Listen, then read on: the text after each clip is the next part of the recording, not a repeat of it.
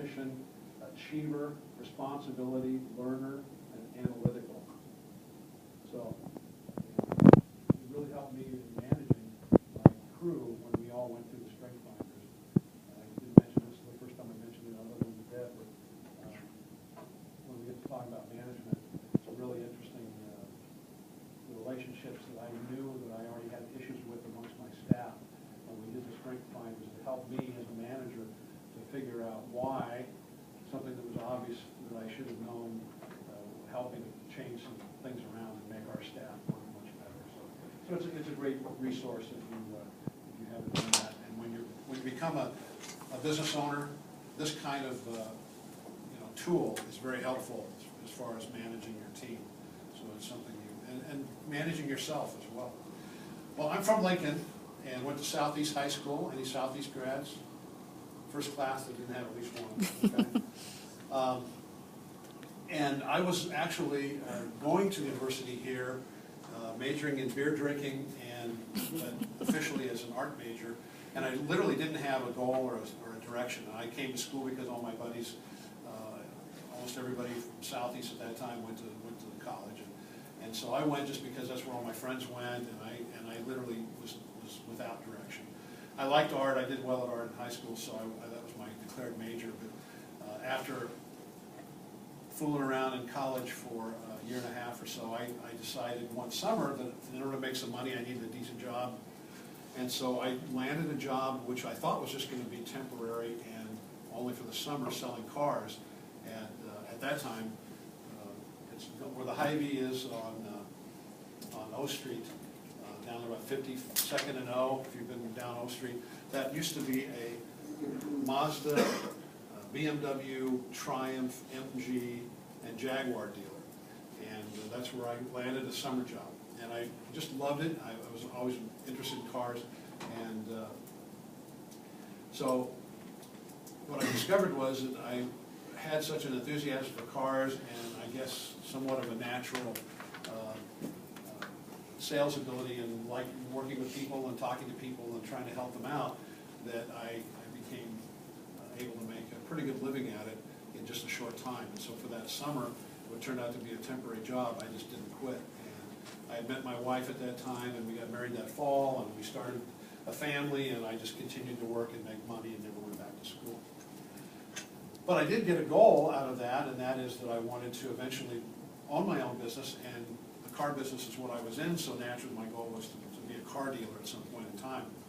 So I worked towards that end, and went into finance, had done really well with selling, and got to know people, networking again with people that were with the manufacturers reps. And so I was approached by Mazda, and they asked me to be a sales manager for one of their sales districts up in the northwest part of the country. So I took the job, we packed up and moved up to Coeur d'Alene, Idaho, which is near Spokane, if anybody knows where that is.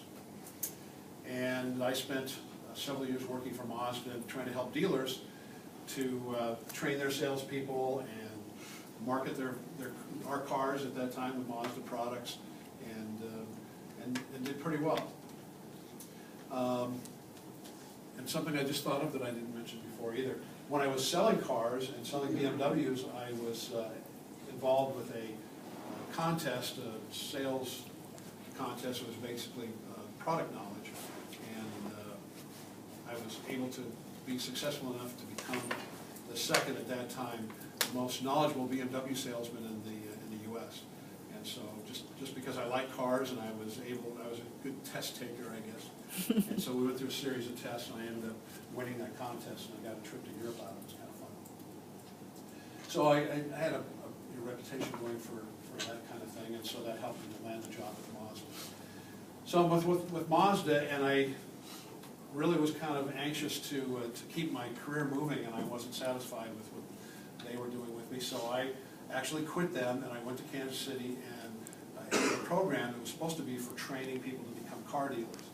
And since that's what I wanted to do, I was responding to their story that they could help me do that.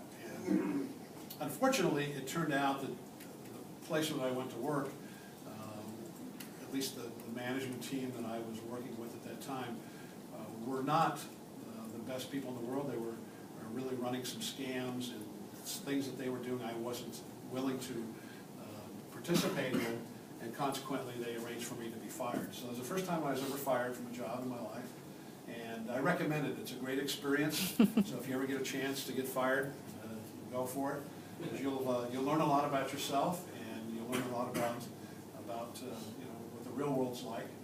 And but I found another job almost immediately, working for Honda, doing the same thing I did for Mazda. So I went to work for Honda, and I kind of went from the frying pan into the fire.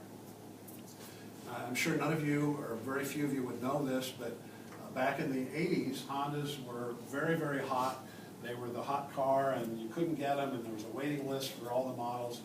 And the reason for that wasn't that they were really that much better than everybody else, but they actually had a scam going on the public. And I'm talking about from the head salespeople in California with the whole Honda sales program down to the district managers at the level that I was, and they hired me on to be a district sales manager down in the Oklahoma and Kansas area. And I discovered almost immediately, the first weekend that we had moved to Tulsa in our house, one of the dealers had sent over a crew of landscapers to landscape my yard and spent several $1,000s on me. And I sent them away and said, I didn't order this. So literally they were bribing me from the first day on the job. And so I spent several months working around the corruption that was within the system for Honda. And I discovered some things, and I even thought about going to the authorities about it, but I ended up just quitting. So it's not, I guess I could have been maybe a little bit more altruistic and tried to do something that was the right thing to do. It wasn't going to be a career move for me in any way, and I just left the company. But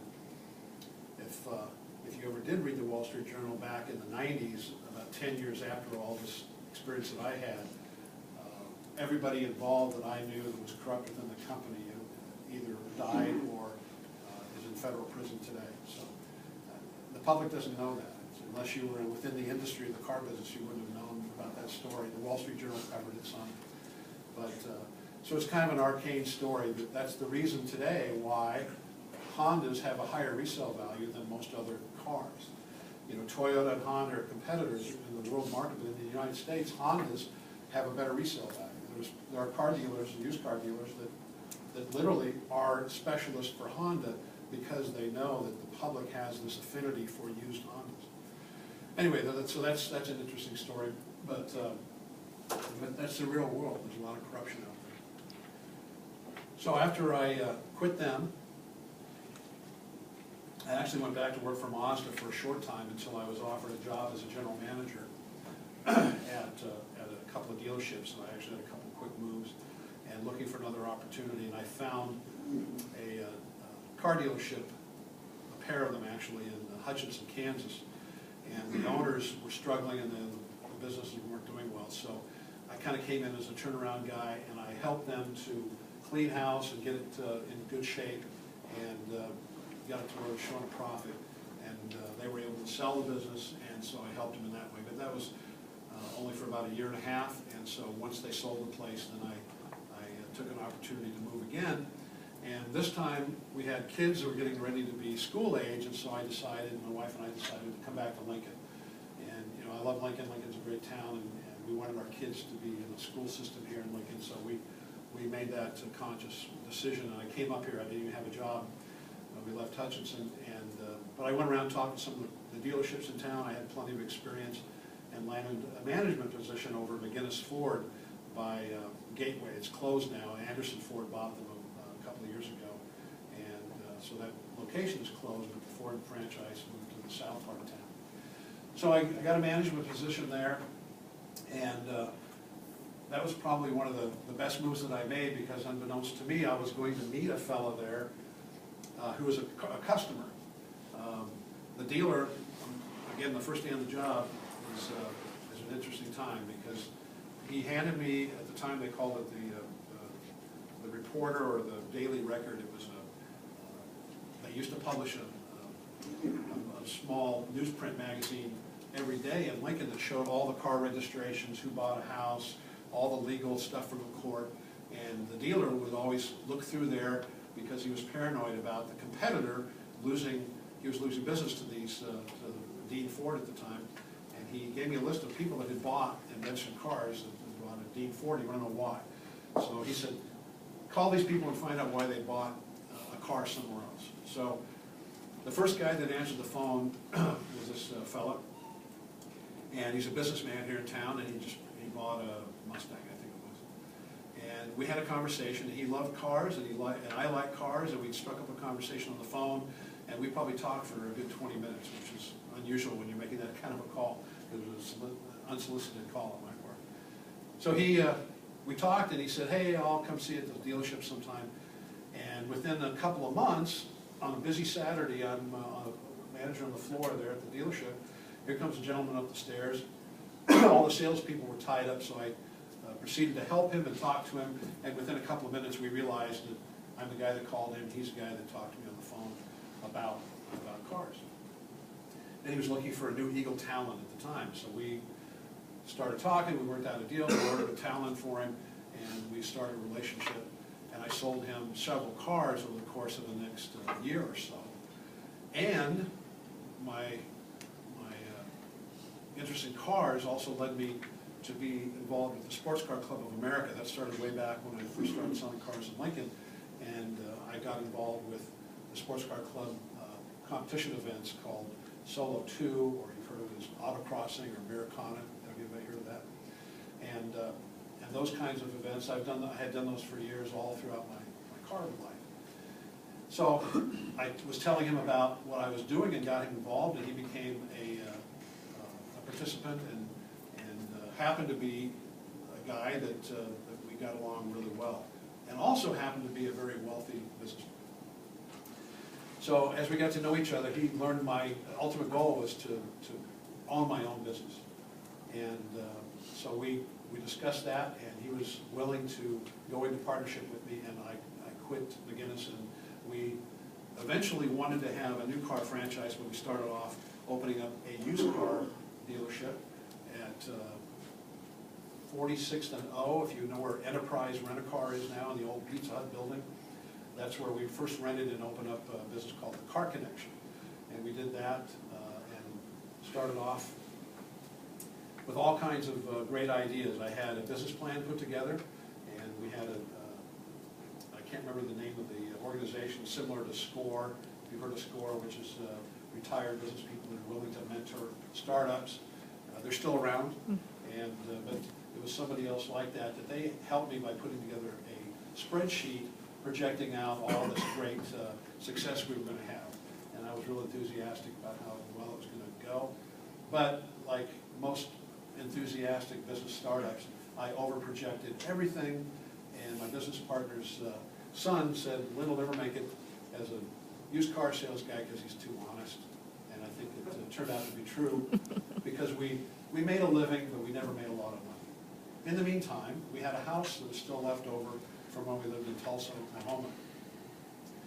And when we left Tulsa, the housing bust at that time had happened because of the oil and industry in Oklahoma. There's busts and booms, and we happened to buy the house during a boom, and after we lived there for 3 years, the market busted, and just like the recession that we just came through, or we're still coming out of, the housing market collapsed, at least in that part of the country.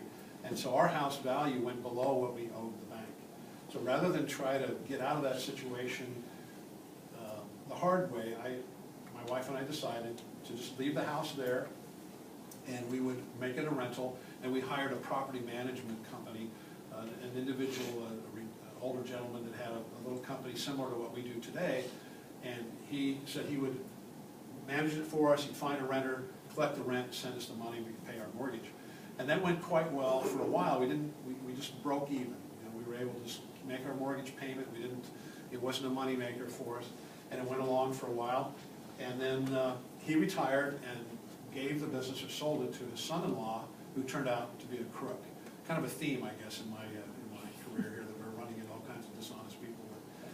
So he put in a bad